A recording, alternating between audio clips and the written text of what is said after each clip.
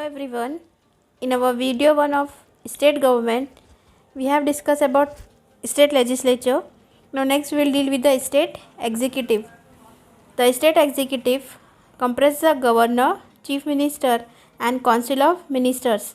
Though the governor is the constitutional head, the council of ministers with the chief minister as its head is the real executive authority.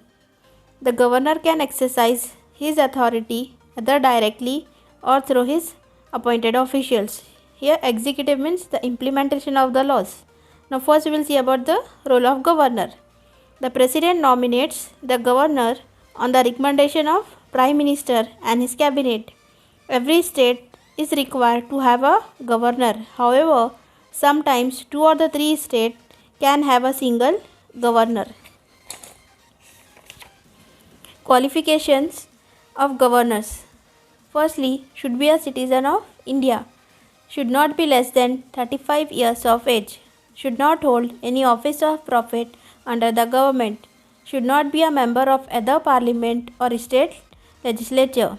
If he is a member of either, he should resign from the post when he is appointed as the governor. The term of office of the governor is 5 years. However, he continues to occupy the post even after the completion of this term till a successor is appointed. The president may recall the governor on the recommendation of the Union Council of Ministers before the expiry of his term.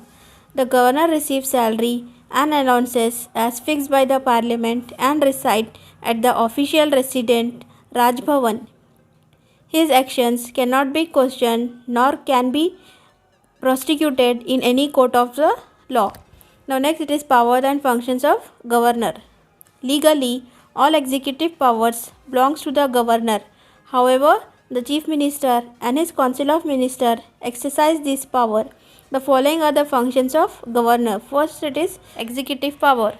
The governor is the executive head and appoints the ministers on the advice of chief minister. He also appoints the chairman of the State Public Service Commission, the vice chancellors of all the universities in the state and other officials.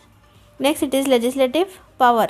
The governor has the power to summon, postpone or dissolve the assembly on the advice of chief minister. He also has the power to nominate one person to the assembly and 1/6 of the members to the legislative council. He may approve or withhold a bill approved by the legislature. If needed, he can forward a bill to the president for the approval. Next it is financial power. The financial bill cannot be presented in the legislative assembly without the permission of the governor. The governor has the power to appoint the state finance commission and planning commission. The state emergency fund in his name and funds are taken out from it to deal with emergency situations like floods, droughts and earthquakes. Judicial power.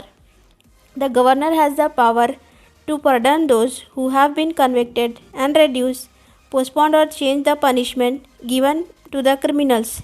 He appoints the state advocate general and district judges. Next it is discretionary power. The governor uses his discretionary powers while appointing the chief minister of the state when there is no clear majority. He may also withhold the bill passes by the legislature and send it to the president, recommend to the president to declare emergency in the state and dismiss the cabinet or dissolve the legislative assembly. Now next it is state council of ministers. Our constitution provides for a council of ministers with the chief minister as its head. This council assists the governor in administrative matters and is responsible to the legislature assembly. The council has many functions. It decides the government policies. It prepares the state budget and presents in the legislature. It advises the governor in matters of appointment of the chairman of State Public Service Commission, its members to the Lok Ayukt, etc. Each minister has to ensure efficient working of his departments.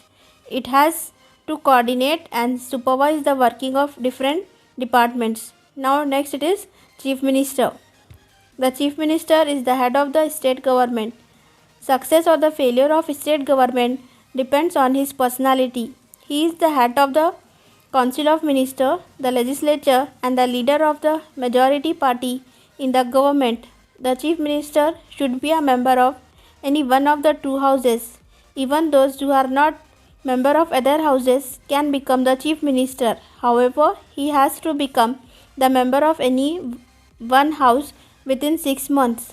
Now next we will see about the functions and powers of Chief Minister. He prepares the list of ministers and sends it to the governor.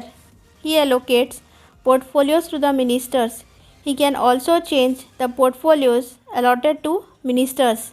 He has the power to remove those ministers who are not loyal to the governor, act against the Council of Ministers, or have criminal records.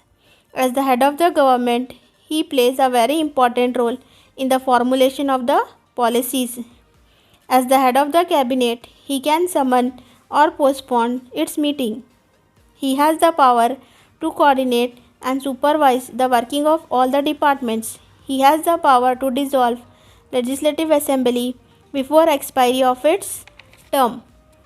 He acts as the link between the governor and the council of ministers. He acts as an advisory to the governor with regard to nominates to many posts. Here we have completed about the role of governor as well as about chief minister. Hope it is clear for you. If you are having any doubt, you can ask in the comment section. Thank you.